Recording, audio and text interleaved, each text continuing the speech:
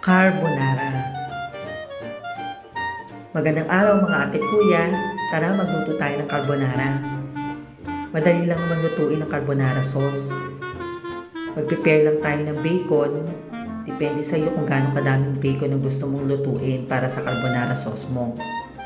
Depende rin sa iyo kung anong klaseng hiwa ang gagawin mo sa bacon. Sa isang lalagyan, iprito mo ang bacon na hiniwa mo. Mabilis maluto ito at nag-sticky minsan sa frying pan mo, kaya haluin mo siya. At hinaan mo lang yung pagluluto mo. Malalaman mo naman kung luto na tong bacon mo kung nakikita mong golden brown na siya. Iwas ka nga lang pala sa mantika, minsan tumatalsik yung mantika.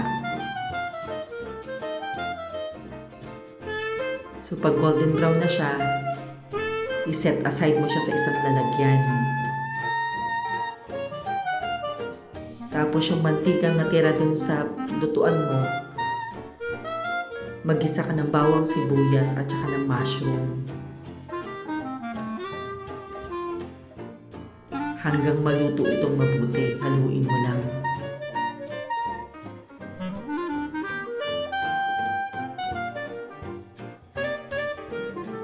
May natira nga pala akong Pure Foods luncheon meat, kaya ihahalo ko na rin dito sa carbonara sauce ko na niluluto.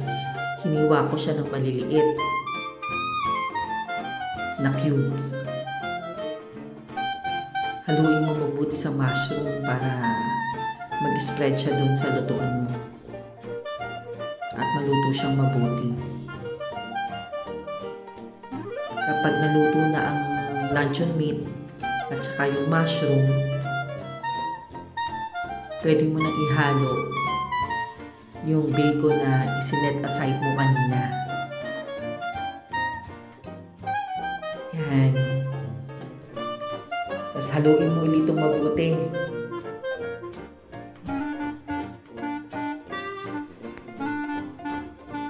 Yan.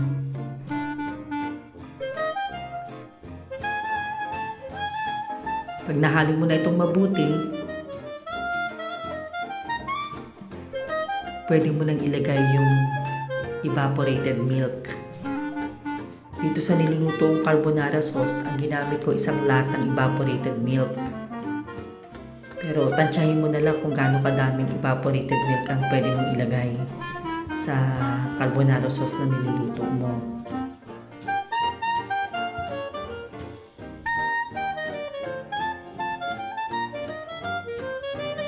Tapos haluin mo lang ito. Tapos ilagay mo na rin yung Nestle cream. Kung wala ka naman Nestle cream, kahit heavy cream o kung anong available meron ka sa bahay mo. Tapos haluin mo mabuti ito para mag-melt yung Nestle cream dun sa gatas ng carbonara sauce mo.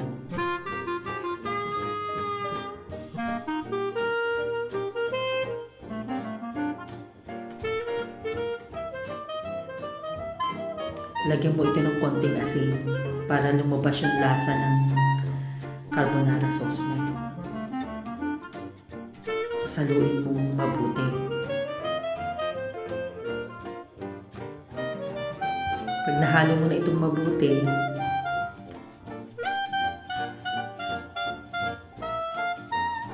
lagyan mo na yung cheese.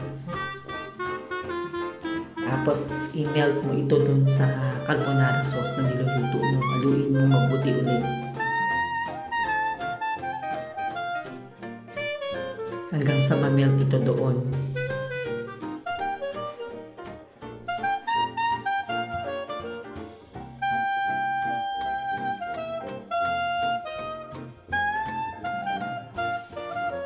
Lagyan mo ito ng paminta o pepper.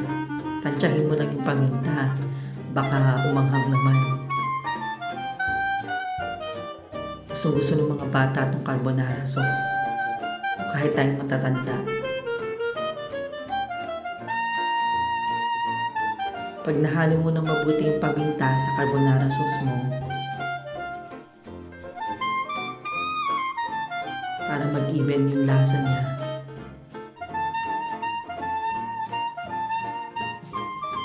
Lagyan mo ito ng beef cubes. Para lalo itong lumasa. Tapos haluin mo ulit.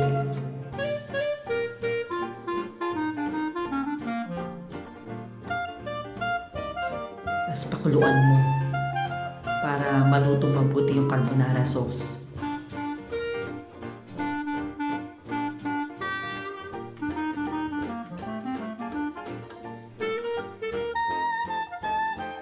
Pag kumulo na ito at naluto ng mabuti, set aside mo.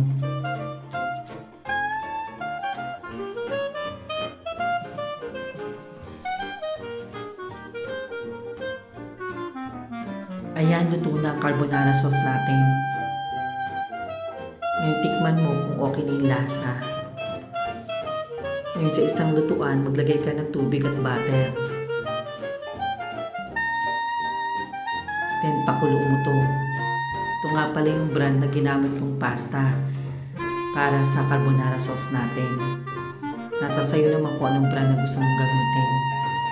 Kapag kumulo na ang tubig na may butter, ilagay mo na yung pasta. Hinaan mo lang yung apoy mo para maluto siyang mabuti.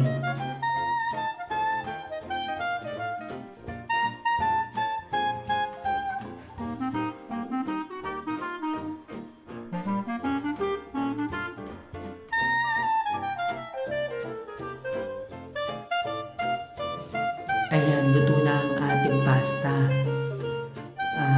I-drain mo to sa strainer at tanggalin mo ang tubig para mahalo na natin yung carbonara sauce.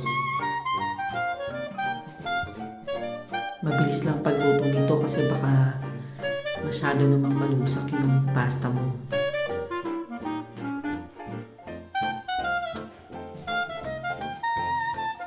Ayan, luto na ang ating carbonara. Maraming salamat mga ate at kuya sa palagi niyong panunood pagsubaybay sa aking cooking vlogs. Like and follow ang aking pagluluto. Masarap nga pala ang carbonara kung may garlic parmesan chicken. Ayan, nagluto din ako. Hanggang sa muli, manood kayo ng aking cooking videos mga ate at kuya. Maraming salamat. Ayan na po ang ating carbonara.